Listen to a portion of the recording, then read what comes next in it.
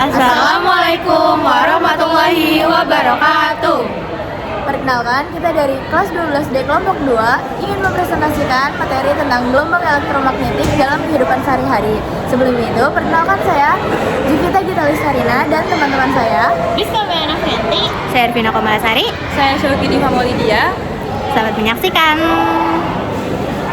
Assalamualaikum warahmatullahi wabarakatuh. Perkenalkan, nama saya Ervina Komalasari dari kelompok 2. Kali ini saya akan menjelaskan tentang penggunaan gelombang elektromagnetik dalam kehidupan sehari-hari. Jadi, apa sih itu gelombang elektromagnetik? Gelombang elektromagnetik merupakan gelombang transversal yang tidak bermassa dan tidak bermuatan listrik. Arah getaran medan listrik dan medan magnetik pada gelombang elektromagnetik saling tegak lurus terhadap arah rambatnya. Jadi untuk contoh yang pertama itu ada mesin pemandai bandara. Di bandara terdapat beberapa mesin pemandai yang memanfaatkan gelombang elektromagnetik. Yang pertama itu ada metal detektor, menggunakan medan elektromagnetik frekuensi rendah atau non-ionisasi untuk mendeteksi benda-benda logam melalui gangguan medan magnet. Yang kedua ada mesin X-ray bagasi menggunakan sinar X, yaitu gelombang elektromagnetik berenergi tinggi atau ionisasi yang mampu menembus tas dan koper untuk menampilkan isi di layar dengan frekuensi 10 pangkat 17 sampai 10 pangkat 20. Sementara itu, pemandai tubuh atau body scanner menggunakan gelombang milimeter yang termasuk gelombang elektromagnetik atau non-ionisasi, bekerja dengan cara memantulkan gelombang dari permukaan tubuh untuk mendeteksi benda tersembunyi. Selanjutnya, dampak dari gelombang elektromagnetik yang digunakan di bandara terdiri dari gelombang non-ionisasi dan gelombang ionisasi. Gelombang non-ionisasi yang digunakan pada metal detektor dan body scanner memiliki energi rendah sehingga tidak mampu merusak DNA atau sel tubuh manusia. Paparannya sangat singkat dan hingga saat ini tidak terbukti berbahaya bagi manusia dalam penggunaan normal. Sementara itu, sinar X yang digunakan pada pemindai bagasi termasuk gelombang ionisasi yang secara teori dapat berbahaya jika dosisnya tinggi.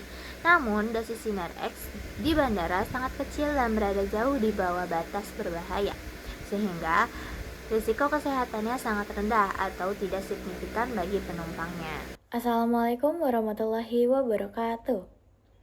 Perkenalkan, saya Jivita Gitalisarina dari kelas 12D, nomor absen 17. Di sini saya akan membacakan materi tentang remote control atau remote pagar otomatis. Remote pagar otomatis memanfaatkan gelombang radio untuk mengirimkan sinyal nirkabel atau wireless dari unit remote ke mesin penggerak pagar atau receiver. Biasanya, remote pagar otomatis menggunakan gelombang radio untuk memungkinkan jangkauan jarak jauh tanpa perlu mengarahkan remote secara tepat. Alternatif lain yang lebih jarang digunakan untuk pagar adalah inframerah atau infrared. Namun, teknologi radio frekuensi lebih dominan untuk aplikasi keamanan dan akses jarak jauh. Umumnya, menggunakan frekuensi radio dalam kisaran 300 MHz hingga 900 MHz. Frekuensi yang paling umum digunakan adalah 433 MHz atau 330 MHz. Remote pagar otomatis sangat aman bagi manusia karena menggunakan radiasi non-pengion berdaya rendah yang tidak mampu merusak struktur sel atau DNA.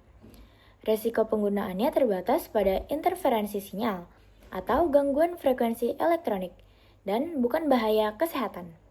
Sehingga teknologinya serupa dengan perangkat harian yang aman seperti Wi-Fi atau remote TV. Assalamualaikum warahmatullahi wabarakatuh. Perkenalkan, nama saya Rizka Melianovianti dari kelompok 2 kelas 12B. Saya sebagai pembicara ketiga. Di sini saya akan menjelaskan mengenai penggunaan gelombang elektromagnetik pada sistem sensor gerbang. Saya akan tampilkan PPT-nya di sini. Sistem sensor gerbang ada QR-nya, bisa kalian scan ya. Banyak pintu deteksi pencurian di toko modern menggunakan gelombang elektromagnetik sebagai salah satu teknologi utama. Sistem yang umum dipakai disebut Electronic Article Surveillance atau EAS. Sistem ini bekerja dengan memancarkan atau merespon gelombang elektromagnetik atau frekuensi tertentu untuk mendeteksi keberadaan tag atau label yang belum dinonaktifkan. Berarti diambil tanpa di-scan dulu di kasir. Jenis gelombang yang digunakan biasanya gelombang radio, frekuensi umumnya sekitar 8,2 MHz. Cara kerjanya, antena di pintu memancarkan gelombang radio, lalu tag pada barang beresonansi, lalu alarm berbunyi jika tag belum dinonaktifkan. Biasanya digunakan di toko retail seperti mall, supermarket, dan lain-lainnya. Lalu beberapa juga menggunakan gelombang infrared, tetapi hanya untuk fungsi tambahan. Misalnya mendeteksi orang lewat, jadi buat ngitung pengunjung yang datang, mengaktifkan sistem saat ada gerakan-gerakan yang mencurigakan, sama membantu efisiensi energi. Tapi harus diingat, infrared tidak bisa mendeteksi tag anti pencurian.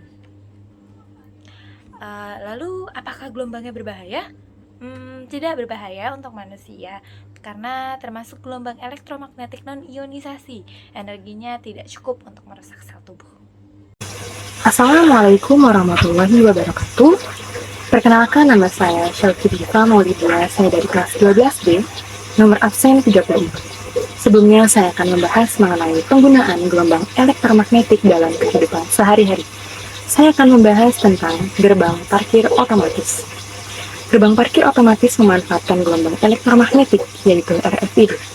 Reader memancarkan gelombang radio yang dibaca oleh tag RFID pada kendaraan untuk mengirimkan sinyal atau data identitas unik, sehingga proses pembayaran dapat berjalan dengan lancar dan palang atau gerbang parkir otomatis ini dapat terbuka dengan sendirinya. Frekuensi yang dipakai yang biasa digunakan adalah sekitar 860 sampai dengan 960 MHz.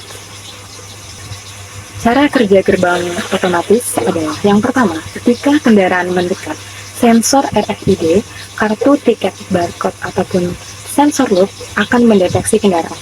Dan yang kedua, sistem membaca data identitas atau tiket melalui gelombang elektromagnetik.